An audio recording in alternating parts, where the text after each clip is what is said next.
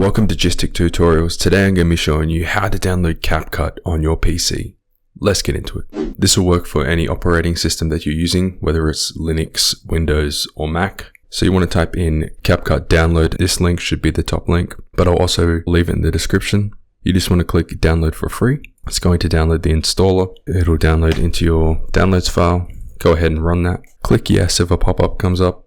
And now the CapCut desktop installer will come up. This may take a while, depending on how fast your PC is. But you can just leave this to install and then come back in like 5 or 10 minutes. Okay, so that took my computer about 2 minutes. If you want to see the specs of my computer, I'll leave a link down at the description.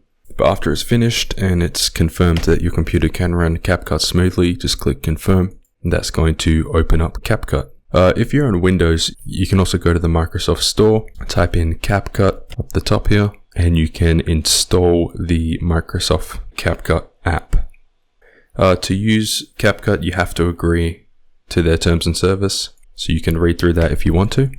Okay, now that the app has installed, we have to create an account. So you can sign in with TikTok, Facebook, or Google. I'm just going to use TikTok. Log into your TikTok account. And you want to uncheck any of these you don't want selected. I'm just going to leave them all selected and then click continue. It's going to say success, and then click on open CapCut. And now you should be logged in. So now you can start editing by creating a project, and it's going to give you a mini tutorial, but everything's pretty basic and user friendly. So yeah, now you can start playing around and editing videos within CapCut. So that's it for this video. If it did help, please hit that like button, and if you're new to my channel, hit that subscribe button as well. If you have any problems with this video, feel free to leave a comment and I will do my best to respond. That is it from me. Peace out.